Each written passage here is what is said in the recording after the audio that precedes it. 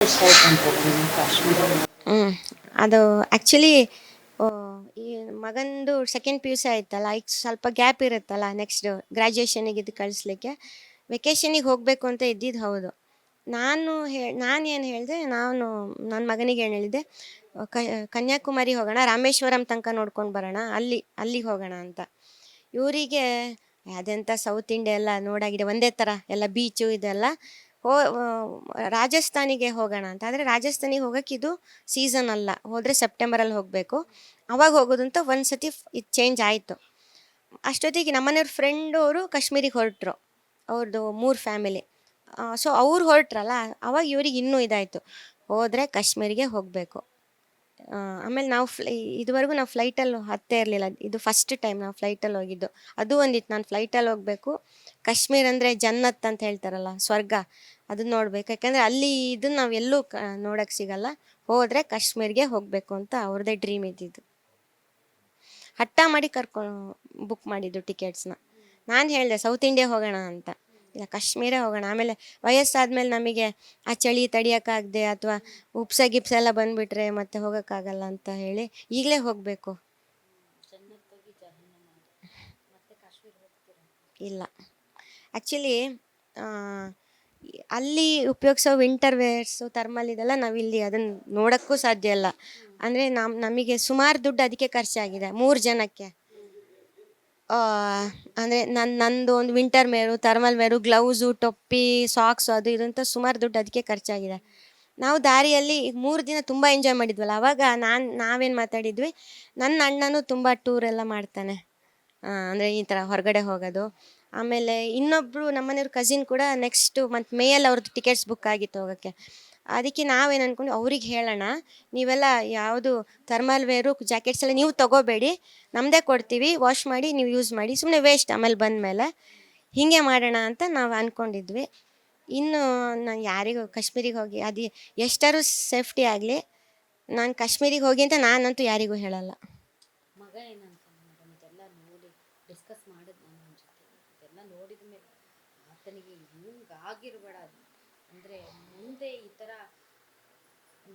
ಒಂದು ರೋಷ, ಒಂದು ಕಿಚ್ಚು ಇದ್ದೇ ಇರುತ್ತೆ ಮೇಡಮ್. ಅದು ಬಂದು ಅಲ್ಲಿ ಲೋಕಲಲ್ಲಿ ಹಿಂಗೆ ಮಾತಾಡ್ತಾ ಒಬ್ರು ಅಂದರೆ ಹಿಂಗೆ ಯಾರೋ ಎಲ್ಲ ತಕ್ಷಣ ಕೇಳಿದರು, ಅವ್ರನ್ನ ಹಿಂಗೆ ನಾನು ಕೊಚ್ಚಿ ಸಾಯಿಸಬೇಕು ಅಂತೆಲ್ಲ ಇದು ಮಾಡಿದೆ. ಆಮೇಲೆ ಆ್ಯಕ್ಚುಲಿ ಪ್ಲೀಸ್ ಇದನ್ನು ಕಟ್ ಮಾಡಿ, ಮತ್ತು ಚಿಕ್ಕ ಮಕ್ಕಳು ಆ ಥರ ಅಂದರೆ ಹುಡುಗ ಆ ಥರ ಹೇಳಬಾರ್ದು, ಬೇಡ ಅಂತ ನಾನು ಇದು ಮಾಡಿದೆ. ಮೇಡಮ್ ಒಂದು ಚಿಕ್ಕ ಹುಡುಗನ ವಿಡಿಯೋ ನೋಡಿದ್ದೀರಾ ನೀವು? ಚಿಕ್ಕದು, ಅದೊಂದು ಮೋಸ್ಟ್ಲಿ 7-8 ವರ್ಷನೇ ಇಲ್ಲ ಅಂತ ಅನ್ಸುತ್ತೆ. ಎಷ್ಟು ನೀಟಾಗಿ ಹೇಳ್ತಾ ಇದ್ದಾನೆ ಅಂದರೆ, ಹಿಂಗಾಯಿತು, ಇಲ್ಲಿ ಹೋದ್ವಿ, ಹಿಂಗೆ ಸೌಂಡ್ ಬಂತು, ನಾವು ಅಡಿಕೊಂಡ್ವಿ, ಆದರೂ ಎಳೆದು ಹೊಡೆದ್ರು ನಮ್ಮ ಅಪ್ಪನಿಗೆ, ನೀಟಾಗಿ ಹೇಳ್ತಾ ಇದ್ದಾರೆ. ಸೊ ಕ್ರೌರ್ಯ, ಹಿಂಸೆ ಅದು ಎಷ್ಟರ ಲೆವೆಲ್, ಯಾವ ಲೆವೆಲ್ಗೆ ಮನಸ್ಸಿನ ಮೇಲೆ ಪರಿಣಾಮ ಬೀರುತ್ತೆ ಅಂತಂದರೆ ಈಗ ಗೊತ್ತಾಗಲ್ಲ, ಹೋಗ್ತಾ ಹೋಗ್ತಾ ಅದು ಮಗುವಿನ ಮೇಲೆ ಅದು ಭಾಳ ಪರಿಣಾಮ ಬೀರುತ್ತೆ ಅಂತ ಅನಿಸುತ್ತೆ. ನಿಮ್ಮ ಜೊತೆ ಏನಾದರೂ ಮಾತಾಡಿದ್ರೆ, ನಾನು ಮುಂದೆ ಹಿಂಗೆ ಮಾಡ್ತೀನಿ, ಒಬ್ಬ ಸೈನಿಕ ಆಗ್ತೀನಿ, ಅಥವಾ ಹಂಗೆ ಮಾಡ್ತೀನಿ, ಹಿಂಗೆ ಮಾಡ್ತೀನಿ, ಆ ಥರದ ಏನಾದರೂ? ಸೈನಿಕ ಆಗ್ತೀನಿ ಆ ಥರ ಇದು ಮಾಡಲಿಲ್ಲ. ಆದರೆ ನಾನು ಫಸ್ಟ್ ಹೋದಾಗ ಕೆಳಗಡೆ ನಾನು ಹೇಳ್ತೀನಿ, ನನಗೆ ಯಾರು ಇದು ಮಾಡಿ ಅವ್ರನ್ನ ಹೊಡಿಬೇಕು, ಇನ್ನು ಮುಂದೆ ಈ ಥರ ಆಗಬಾರ್ದು. ಹೆಂಗೆ ಹೊಡಿಬೇಕು ಅಂದರೆ ಅವರಿಗೆ ಅದೊಂದು ಪಾಠ ಆಗಬೇಕು. ಆ ಥರ ನನಗೆ ಅಮ್ಮ ನೀನೇನಾರು ಇಲ್ಲದೆ ಇದ್ದಿದ್ರೆ ನಾನು ಅವನಿಗೇನಾರು ಮಾಡ್ತಿದ್ದೆ ಅಮ್ಮ ಅಂತ ನನಗೆ ಹೇಳಿ. ನಿನ್ನನ್ನು ನೋಡಿ ಆಮೇಲೆ ಅವ್ನು ನನಗೇನಾರು ಮಾಡಿಬಿಟ್ರೆ, ಅಂದರೆ ಆ್ಯಕ್ಚುಲಿ ಅವನ ಹತ್ರ ಹೋಗಿದ್ದ ಬೈಕೊಂಡು, ಆಮೇಲೆ ಸ್ವಲ್ಪ ಅದು ಹಿಂದೆ ಬಂದ, ಅವನಿಗೆ ಅವಾಗ ತಲೆಯಲ್ಲಿ ಓಡಿದಂತೆ, ಇವಾಗ ಅವ್ನು ನನಗೇನಾರು ಮಾಡಿಬಿಟ್ರೆ ಅಮ್ಮ ಒಬ್ಬಳೇ ಆಗಿಬಿಡ್ತಾಳಲ್ಲ ಅಂತ ಆ ಕ್ಷಣಕ್ಕೆ ಯೋಚನೆ ಮಾಡಿ ಅವ್ನು ವಾಪಸ್ ಬಂದಿದ್ದಾನೆ. ಅದಕ್ಕೂ ಒಂದು ತಾಕತ್ತು ಬೇಕು ಮೇಡಮ್, ಅಂಥ ರಾಕ್ಷಸರನ್ನ ಕುತ್ತೆ ಅನ್ನೋದು, ಅದಕ್ಕೊಂದು ತಾಕತ್ತು ಬೇಕು. ಆ ತಾಕತ್ತು ನಿಮ್ಮ ಮಗನಲ್ಲಿದೆ, ಈಗ ಸರ್ಕಾರ ಮತ್ತು ಮೋದಿಯವ್ರು ಹೇಳುವಂತ ಅನ್ನಲ್ಲ, ಅವನು ಕೋತಿ ರಾಕ್ಷಸ. ಸೊ ಮೋದಿ ಸರ್ಕಾರದಿಂದ, ಮೋದಿ ಅವರಿಂದ ತಾವೇನು ನಿರೀಕ್ಷೆ ಮಾಡ್ತೀವಿ? ಈಗ ವಾಪಸ್ ತಂದ್ಕೊಡಿ ಅಂದರೆ ಅವ್ರು ಯಾರ ಕೈಲೂ ತಂದ್ಕೊಡೋಕ್ಕಾಗಲ್ಲ. ನಾನೇನು ಕೇಳ್ಕೊಳ್ತಿರೋದು ಅಂತಂದರೆ, ಈಗ ಇದು ನಮ್ಮ ದೇಶ ಅಲ್ವಾ, ನಾವು ಎಲ್ಲ ಸರಿಯಾಗಿ ಇದ್ದೀವಿ, ಅಂದರೆ ಮಾನವೀಯತೆಯಿಂದ, ಮನುಷ್ಯತ್ವದಿಂದ, ಪ್ರೀತಿಯಿಂದ, ಯಾರಿಗೂ ಹಿಂಸೆ ಕೊಡದೆ, ಆಮೇಲೆ ದೇಶ ಉದ್ಧಾರ ಆಗಲಿ ಅಂತ ಟ್ಯಾಕ್ಸ್ ಕಟ್ಕೊಂಡು ಎಲ್ಲ ಮಾಡಿಕೊಂಡು ನಾವು ನಮ್ಮ ದೇಶದಲ್ಲಿದ್ದೀವಿ. ನಮ್ಮ ದೇಶದಲ್ಲಿ ನಾವು ಟ್ರಿಪ್ಪಿಗೆ ಹೋದರೆ ನಮಗೆ ರಕ್ಷಣೆ ಇಲ್ಲ. ಆ ಥರ ಕ್ರೌರ್ಯ ಮೆರೆಯೋರು ಆರಾಮಾಗಿ ಈ ಶಾಪಿಂಗ್ ಮಾಲಲ್ಲಿ ಓಡಾಡ್ದಂಗೆ ಸಾಯಿಸ್ಕೊಂಡು ಓಡಾಡ್ತಾನೆ. ಅವನಿಗಿರೋ ಧೈರ್ಯ ನಮಗಿಲ್ಲ. ನಾವು ಅವನ ಹತ್ರ ಒದಿಸ್ಕೊಂಡು ಅಲ್ಲೆಲ್ಲೋ ಅಡುಕ್ಕೊಂಡು ಕೂತಿರ್ಬೇಕು.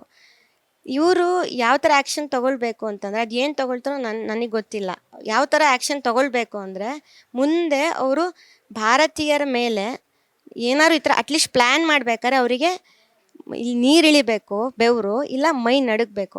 ಆ ಥರ ಏನಾದ್ರು ಇವರು ಏನು ಅಂತ ನಾನು ಹೇಳಲ್ಲ, ನನಗೂ ಗೊತ್ತಿಲ್ಲ, ನಾನು ಅಷ್ಟೆಲ್ಲ ಇದೆಲ್ಲ ಅಲ್ಲ. ಆದರೆ ಅವರಿಗೆ ಭಾರತೀಯರ ಮೇಲೆ ಅಟ್ಯಾಕಾ ಅಂತ ಪ್ಲ್ಯಾನ್ ಮಾಡೋಕ್ಕೂ ಅವರಿಗೆ ಮೈ ನಡುಗಬೇಕು. ಆ ಥರ ಇವ್ರೇನಾದ್ರು ನಮ್ಮ ದೇಶಕ್ಕೆ ಅಂಥ ಇದನ್ನು ನಮಗೆ ತಂದು ಕೊಡಬೇಕು. ಅಷ್ಟೇ ನಾನು ಕೇಳ್ಕೊಳ್ಳೋದು. ಯಾವ ಫ್ಯಾಮಿಲಿಗೂ ಈ ಥರ ಆಗೋದು ಬೇಡ, ಯಾರಿಗೂ ಆಗೋದು ಬೇಡ ಈ ಥರ. ಉತ್ತರ ಭಾರತಕ್ಕಿಂತ ನಮ್ಮ ದಕ್ಷಿಣ ಭಾರತ ಎಸ್, ಸೇಫ್ ಅಂತ ಅನ್ಸುತ್ತೆ. ತುಂಬ ಸೇಫ್ ಇದೆ.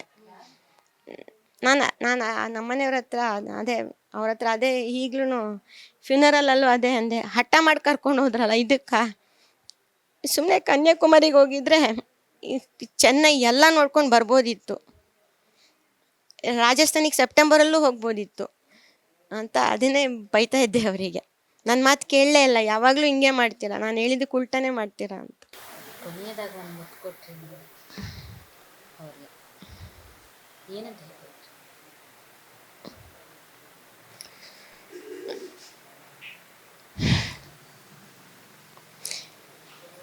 ಅವ್ರಿಗೆ ಯಾವತ್ತೂ ಸಿಗಲ್ವಲ್ಲ ಆ ಥರ ಫೋಟೋ ಇರುತ್ತೆ.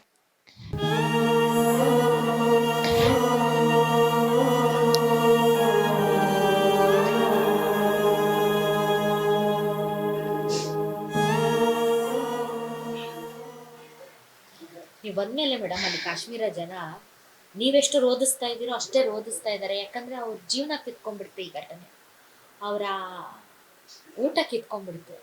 ಇನ್ನು ಎಷ್ಟೇ ವರ್ಷ ಕಳೆದ್ರು ಅವರು ನಮಗೆ ಅಂದರೆ ನಾನ್ ಮುಸ್ಲಿಮ್ಸ್ಗೆ ವಿಲವಿಲ ಒದ್ದಾಡಂಗೆ ಮಾಡಿದರು. ಅಲ್ಲಿರುವಂತಹ ಅದೇ ಕೋಮಿನ ಜನ ಈಗ ಊಟ ತಿಂಡಿ ನಿದ್ರೆ ಇಲ್ಲದೆ ವಿಲವಿಲ ಅಂತ ಒದ್ದಾಡುವಂಥ ಪರಿಸ್ಥಿತಿ. ಅಂಥ ಪರಿಸ್ಥಿತಿ ನೀವು ನೋಡಿದ್ರ ವಿಡಿಯೋಸ್ ಜನ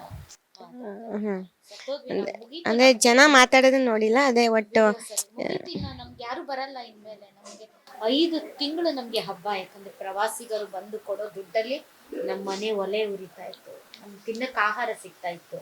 ಆದ್ರೆ ಈಗ ಎಷ್ಟು ವರ್ಷ ಕಳೆದ್ರು ಇನ್ಯಾರು ಬರಲ್ಲ, ಮುಗಿದೋಯ್ತು ನಮ್ಮ ಜೀವನ ಅಂತ.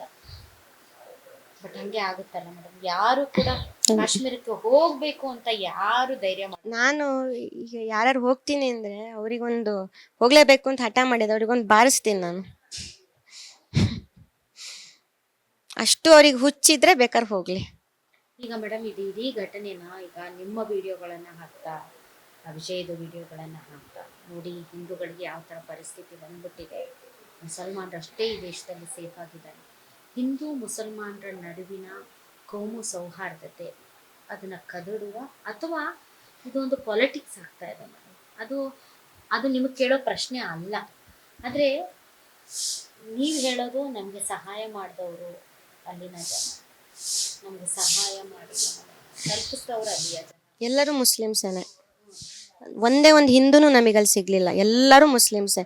ನಮ್ಮ ಕಾರ್ ಡ್ರೈವರಿಂದ ಹಿಡಿದು ಎಲ್ಲರೂ ಮುಸ್ಲಿಮ್ಸೇ ಇದ್ದಿದ್ದು, ಅವರೇ ನಮಗೆ ಹೆಲ್ಪ್ ಮಾಡಿದ್ದು.